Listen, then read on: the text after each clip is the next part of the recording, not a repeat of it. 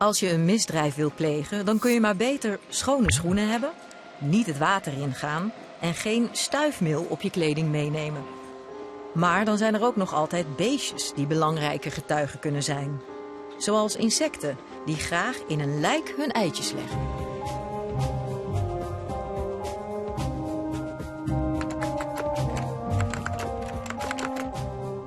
There are many different ways that you can use insects on crime scenes or in criminal cases. For example, if you know their lifestyle, you can make an estimate, a scientifically based estimate, about how long was the body inhabited by insects. And that probably helps the police. For example, they would ask you, okay, Mark, is the body there longer than 3 months? And then I would say no. Certainly not. If they ask you, okay, how long exactly was the body there? That's a little bit more tricky.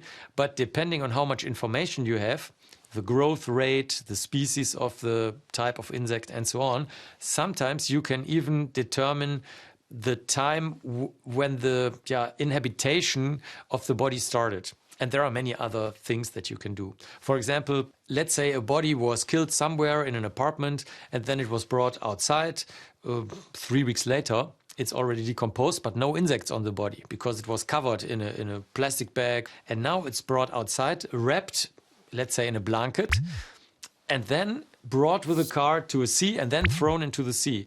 And then the insects in the carpet are probably the insects from the edge of the forest. So let's say we get the carpet and the corpse, and then we see, strange, all these insects, they don't even live inside of apartment buildings, they live outside at the edge of a forest. And then one of the police people would probably say, wait a second, there was a witness who was referring to a strange sighting at the edge of a forest. There was a guy with a yellow car, and he could not really see what was happening there, but it was unusual. So maybe let's look at the owner of the yellow car at the edge of the forest.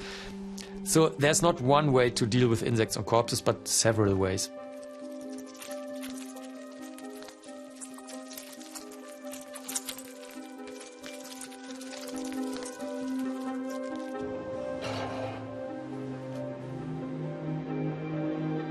There are literally limitless possibilities to non-human biological traces on crime scenes. For example, a colleague of mine, when we were working in New York at the Chief Medical Examiner's office, took sperm and put it on tissue and put some maggots on top, blowfly maggots. And then he observed that the maggots would ingest the sperm, which means that in a real case, let's say you have rain after, sexual assault case in which the rain washes away evidence, then you can still look into the gut of the maggots. You cut open the gut of the maggot, and then you can take out the sperm heads, and then you have the DNA of a person who deposited sperm there, which may be of relevance or may not be of relevance, but we don't care. It's just a piece of evidence.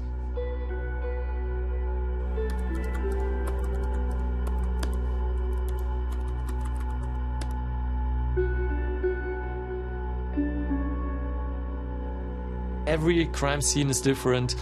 You really cannot apply the rules that you used last time to your next crime scene.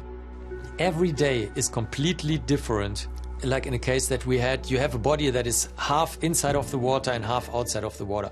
And I have just 10 minutes because everybody is like, Mark, we need to transport the body away. It needs to be checked for stab wounds. It's nice that you're here, but don't disturb us too much.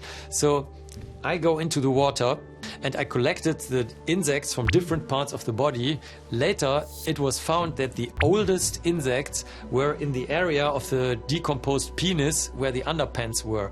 And the reason was that it was very cold and the sun was shining. And insects don't like that, maggots especially. They like it warm and humid and dark. So they would all randomly crawl around to hide. And the only area where they could hide was in the underpants. And it was nutritious there for them because there was decomposing tissue, and we collected them.